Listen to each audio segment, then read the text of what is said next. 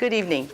The significance of Dvorak's arrival in New York, as Maida has pointed out, was that he was already famous or well known. I can't emphasize that enough. Tchaikovsky had come to the opening of Mr. Carnegie's new music hall in 1891, but he stayed only a week. Here Dvorak was coming, and he was going to live here and work here. This is the first time. If you can imagine, put yourself in New York and realize that there is a famous person that's going to come, and what that means now to your city and to your standing in the city, that this person is now going to come and be a part of New York. But I'd like to go back. I'm showing you here, well, how did the New Yorkers even know about Dvorak and know that he was such a great composer and famous? And this is the performance history of both the New York Philharmonic and the New York Symphony from 1880 to the time when Dvorak arrives. And the first work heard in New York in the 1879-1880 season was the Slavonic Rhapsody. The next one, which was conducted by, and nearly every season then for the next, until Dvorak arrives, there is a Dvorak work featured. So the musicians, the conductors, the audiences were very much plugged in to what Dvorak was writing, because the first work came out in the United States only 3 years after it was first heard in Europe. And so the pipeline was becoming very short between America and Europe for these works coming out. You saw this too with Brahms' works, and you saw this with Liszt, etc. But they didn't come to the United States. This is the kind of the culmination of, you've been listening to this composer, and then he comes. Here I'm just going to show off a bit, because in the collection of the New York Philharmonic we still have the scores that were used back in the 1880s. And so this is I have to keep these because the numbers changed. It's always a problem, as you know, with the renumbering of the Dvorak scores. So this is the now Symphony Number 6. It was number 1. This was the U.S. premiere of this work. It was conducted by Theodore Thomas. This is the Scherzo Capriccio. We still have this. Both of these are in the archives. This one, in fact, was used by Gustav Mahler and marked by him then when he came to the United States. The old number 2, Symphony Number 2, which was also introduced by Theodore Thomas, which is now number 7 today. And this concert was at the Academy of Music on 14th Street, which Maida also showed you. And then finally, we're up to Anton Seidl. And the spring before Dvorak arrives, he introduces Symphony Number 4, which is now the 8th, and we do still have this score as well in the archives. And so this is now, before this, in the 1880s, you had Theodore Thomas championing Dvorak, but now Theodore Thomas has left. He's gone to Chicago. They said, we'll start this orchestra for you out here if you come. So hence the Chicago Symphony Orchestra was started, and Theodore Thomas left the Philharmonic and went there. Very few people thought the Philharmonic was going to survive after Theodore Thomas left, and yet here was Anton Seidl. And I want to talk a bit about Anton Seidl. We never quite give him enough attention when we talk about the New World Symphony and the Philharmonic performances, and it's done at Carnegie Hall. But actually, I don't think it would have happened without Anton Seidl. So who was Anton Seidl?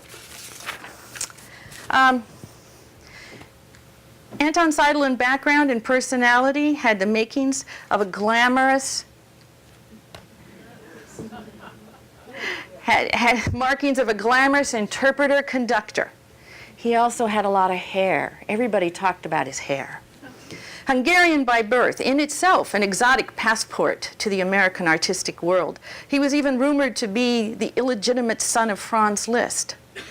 That he was said to be an atheist and a free thinker was actually to his advantage in public relations.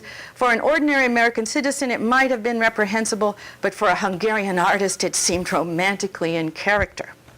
Besides, he had such personal fire that many who disagreed with him nevertheless admitted his fascination.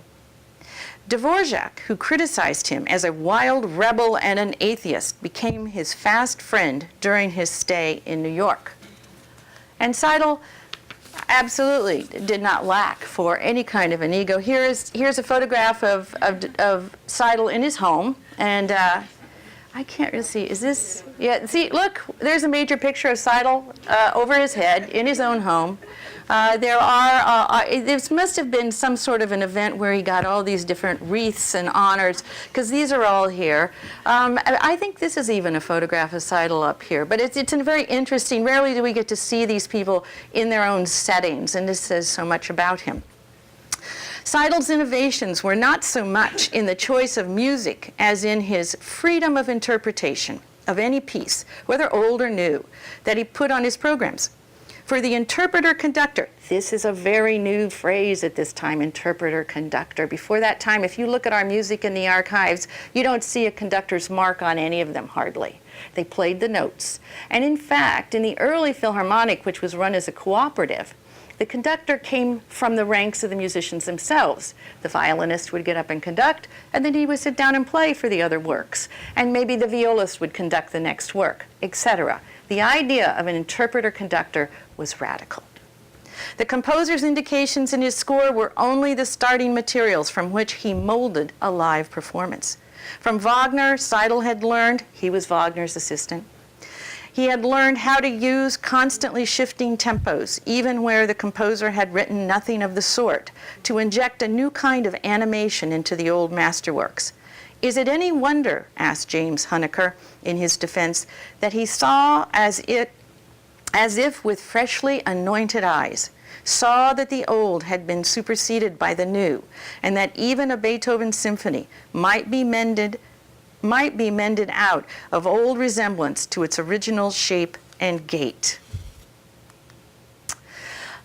The other side of thinking about the importance of the New World Symphony in New York at this time is to look at the past number of world premieres that the New York Symphony and the New York Philharmonic combined had been able to perform. But these are all the world premieres that took place between 1842 and 1893. Now, the first three are by Americans, and you've never heard of them. The next one, Liszt, Tchaikovsky, and Strauss are accidents. I have to say, they didn't even know this was a world premiere of the Tchaikovsky. They didn't know at the time that they happened to be the first ones performing it. Somebody brought over the score, they played it. They didn't realize that it hadn't been played in Europe before. It had been programmed and simply it had been programmed, but they hadn't played it in Russia. The Liszt is something that you don't hear very often, and the Strauss is a work that he wrote when he was about 18 years old and had sent over to Damrosch to say, what do you think about this? And they just up and played it. Amy Beach, of course, is not played any longer, and neither is the Lalo. So the significance of the world premiere of Dvorak Symphony number 5-9 means that America has now arrived. It's a new era. Here's the program. As you can see here, it is done from manuscript, and I'm going to read from Kovačik's diary because it really is the best sort of source on how this all came together and how it was then rehearsed and actually prepared for. Quote, Seidel said he had heard that the maestro had a new symphony and asked him if he would allow him to perform the new work in one of the next concerts with the New York Philharmonic. The maestro reflected on this, and just before leaving, he promised Seidel to let him have the symphony for a concert. That was in mid-November. So I don't think it was settled. You know, some people say, well, that Seidel wrote this for the Philharmonic. I don't think that's the case at all. I don't think he really anticipated it being done in the United States. He thought he'd probably go home with it. The next day, Seidel, now this is mid-November, around November 15th. All right. You know, today we plan our programs out at least 2 years in advance, right? This is mid-November. Seidel gets in touch with him and says that he wants to do it on December 15th. okay? And then he really needs the score right away, and the librarians need something to make parts from right away, because of course no parts had been made. The maestro gave him his word. The same evening, at that very moment that I was about to leave with the score, this is Kovacic, the maestro inscribed the words, "From the New World," on the title page. Before that had stood only Symphony in E minor, number 8. The designation of this symphony from the New World caused, and still causes today, at least here in America, much commotion and bad blood. For then and now, many people think that Dvorak used this title to allude to the symphony's American nature, putting a kind of American seal on the work in the manner. They are wrong. The addition of the title from the New World at the last minute was one of the maestro's innocent jokes and means nothing more than impressions and greetings from the New World, as he once put it himself. And so the day after the symphony was finally performed, as the master was reading the various theories put forth by the honorable critics to enlighten their readers on the designation from the New World, he laughed and said, "I seem to have baffled them somewhat," adding, "At home, everyone will immediately understand what I meant." Now, this account by Kovacic, I don't necessarily agree with either, because there is a program note. Program notes, annotations. When you go to the concert, you expect to see the annotation describing the whole thing about what does the composer think about this work and what happened when he wrote it. This is really new to do program notes at the Philharmonic in the 1890s, and there is one. And I have to say, I'm sure Dvorak saw it. I'm sure he reviewed it, and he spoke English. And it says exactly that the composer intended it to be a message about from the New World. So I'm not sure. There's a lot of confusion and a lot of, well, there still is misunderstanding, as Kovacic says. Markings in the autograph and in the orchestral parts used at the world premiere show that Seidl was responsible for more of the changes than had been previously assumed, our interpreter-conductor. So the first score, Dvorak's, is delivered to Seidl to prepare, so he can study it. Kovacic had made his own copyist score while they were in Spillville, and he delivered that score to the Philharmonic's librarian, Henry Beyvig. Henry Beyvig hired 4 copyists. In these are the parts. The parts were made. So we have looked at these, and we do find there are at least 4 different hands. It's very hard to tell sometime, but the hands are distinctive, actually. And supposedly, reportedly, one of the copyists is Harry Burleigh, who might have told you about, who was the student of Dvorak at the conservatory and became a close family friend and sang the spirituals then for Dvorak himself. We've tried to compare Harry Burleigh's hand to these parts, and it's too inconclusive in our minds for us to be able to actually identify them. But what is interesting is when we listen to Kovacic's explanations, and then we look at the parts, how they confirm. The parts confirm as evidence what he is saying here to a certain degree.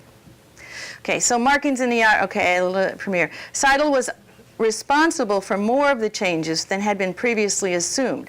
The first rehearsal took place on December 13th, 1893.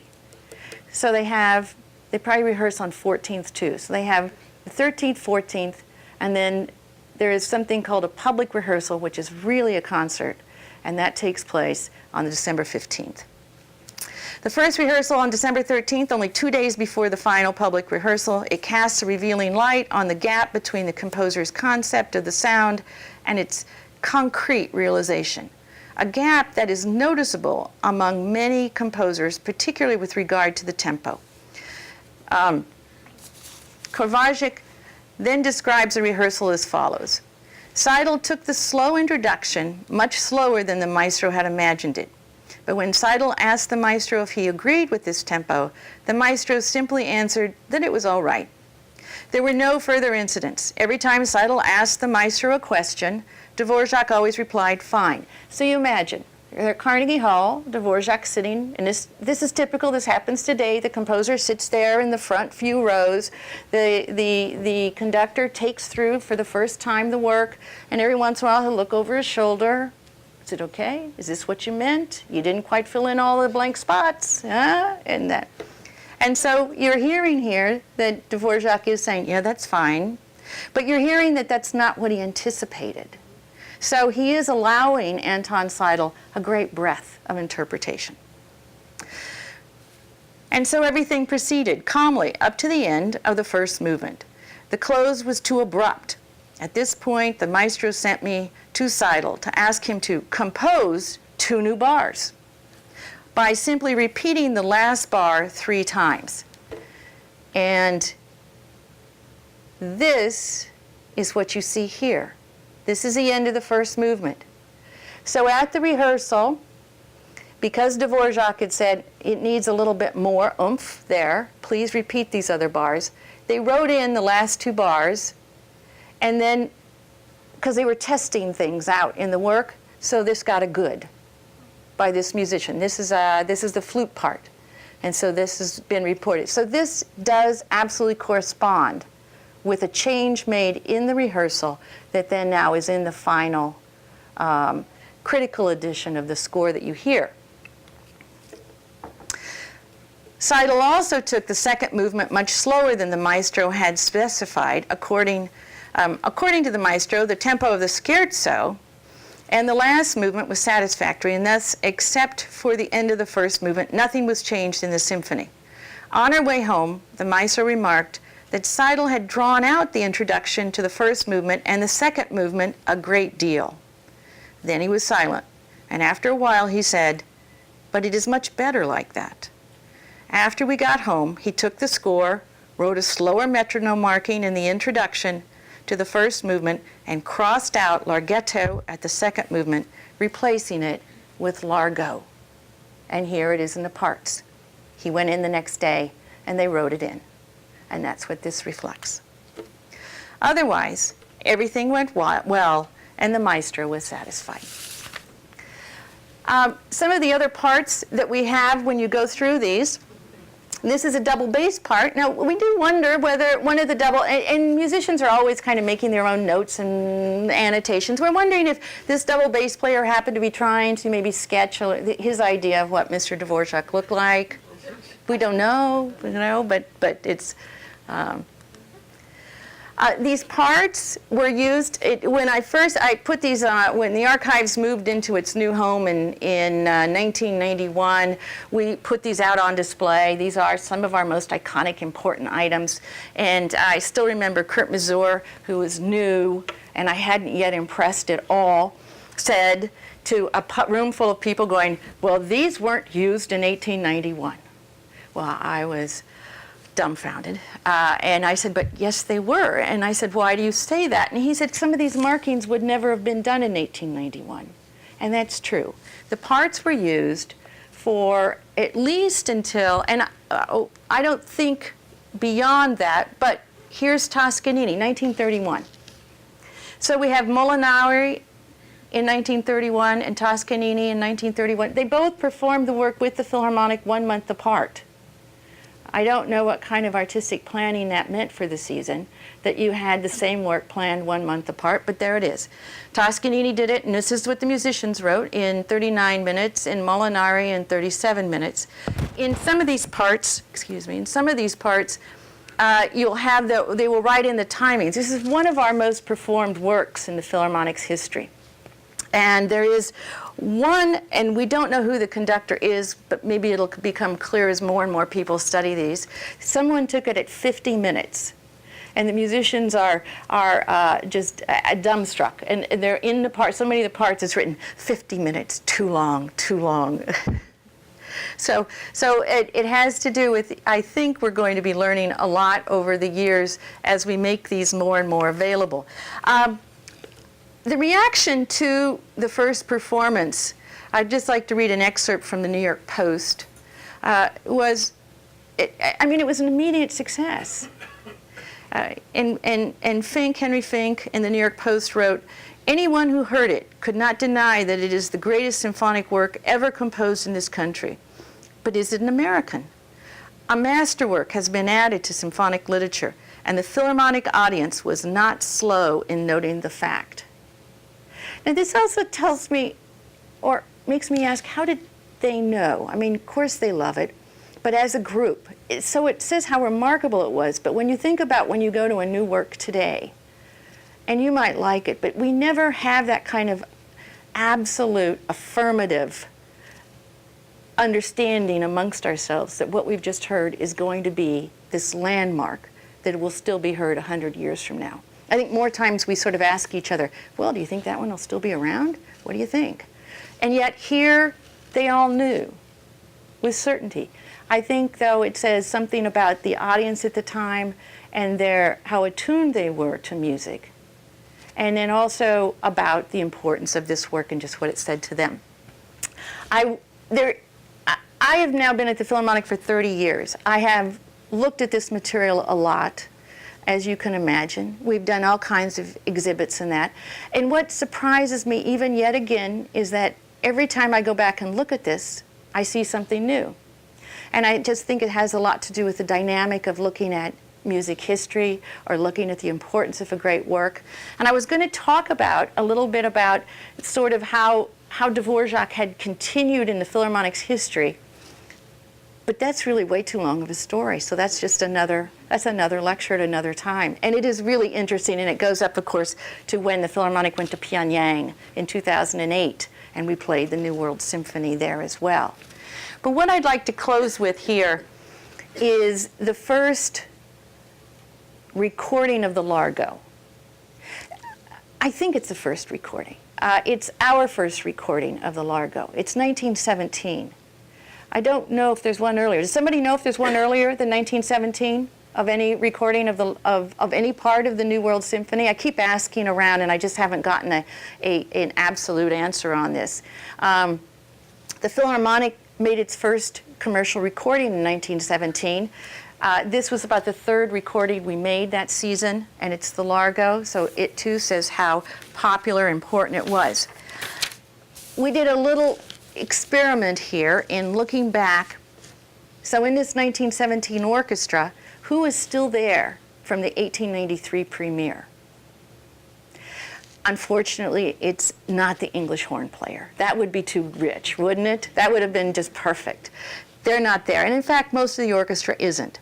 But there are three violins and two basses that are still in the orchestra in 1917 in this recording that were there in 1893. So maybe if you listen closely, you'll just hear just a little bit of what the world premiere sounded like. So if we could play that, and I'll close with that.